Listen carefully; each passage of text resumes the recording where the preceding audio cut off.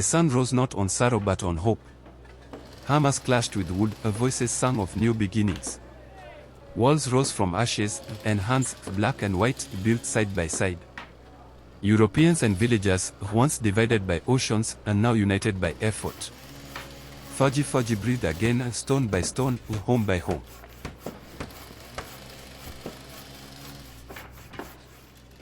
The drums of war had gone silent, and in their place the sound of hammers rang out.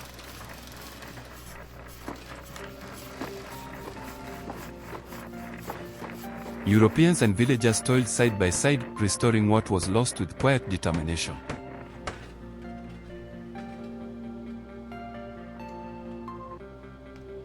A new dawn was being carved. But while the village healed, the heart of the kingdom began to fade.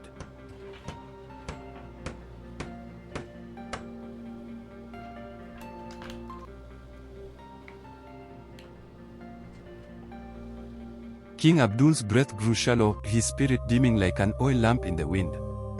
Even the priests could not explain it. It was as though the war had taken more than blood. Lying in the dim glow of the royal chamber, King Abdul took Queen Kima's hand. "I have no son, but the gods have given me Toraji." Queen Kima nodded, her eyes full of tears and trust. Beneath the ancient canopy of kings, Abdul placed the sacred crown upon Toraji's head. "You are the lion that guards this land. Rule with wisdom, and may your name echo beyond the hills." The people bowed. A new king had risen. Toraji sat upon the throne of Faji Faji, his lions seated beside him like loyal sentinels. A few weeks later, the kingdom mourned. King Abdul's fire had dimmed for the last time. His funeral was brief, but the flame spoke of legacy. He left behind a kingdom reborn, and a lion to guard it. Across the hills, fertile lands once forgotten now bloomed with life. Farmers returned to the soil, replanting dreams into the earth. Each crop was a promise, a quiet vow to never let war steal their harvest again. By the rivers and streams, fishermen cast their nets once more. Laughter echoed across the waters, boats danced like leaves, and the bounty of the sea returned to hunger.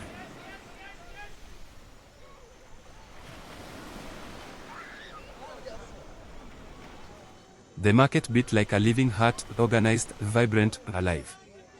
No longer just a village stall but a thriving trade center touched by the future. Bright fabrics waved in the wind. Spices kissed the air. Hope was on display.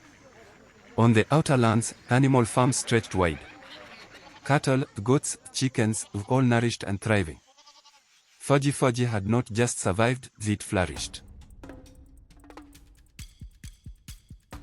In the palace, Toraji and Rozaki stood with maps and dreams. "I see a place by the sea," Toraji said, "a beach estate, luxury, peace, a gateway to the world." Moments later, he stood before Europeans in the palace, showing them the vision. A coastal marvel that would turn Faji Faji into a beacon of culture and commerce.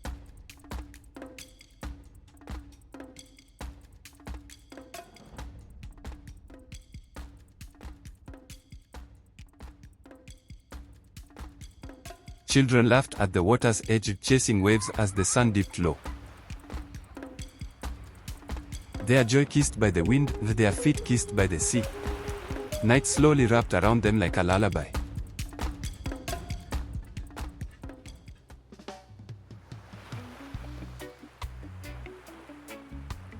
Years passed like seasons, and slowly, the beach estate took shape.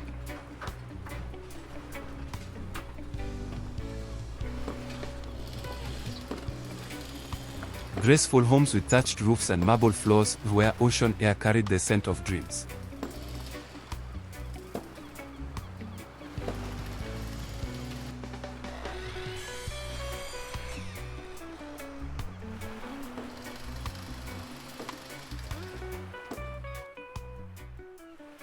Beneath a moonlit sky, Toraji turned to Tamara.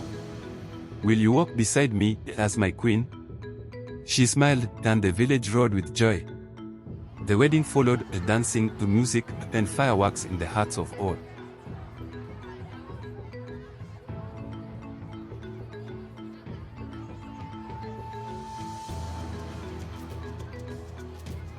And under the stars, Toraji and Tamara kissed.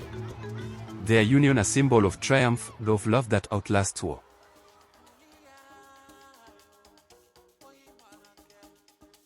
Still images captured their grace, Tamara radiant beside her king. Time passed, and with it, Faji Faji was reborn once more. The Lion King and Moon Queen of Faji Faji. The eternal royals of a reborn kingdom.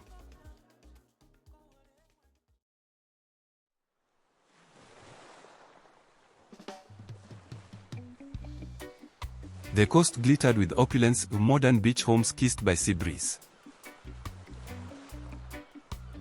Once cloaked in ash, now crowned in glory, the village of Faji Faji reborn as Faji Costa, a beacon of hope upon the coast.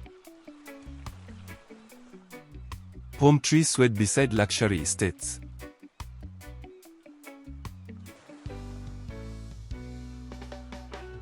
Tourists arrived from distant lands, marveling at the transformation.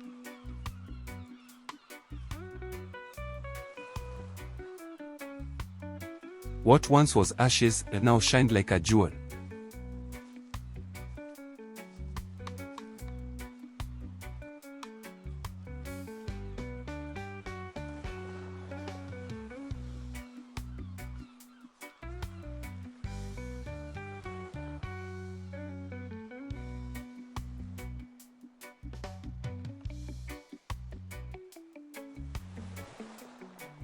Hand in hand, Toraji and Tamara walked the shore. The setting sun bathed them in gold.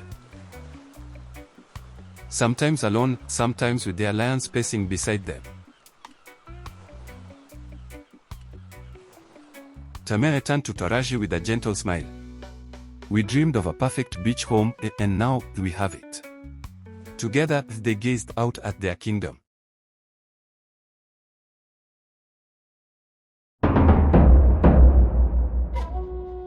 But far beyond the peaceful lands, in the echo of forgotten hills, King Jacko sat cloaked in silence, surrounded by a few loyal warriors.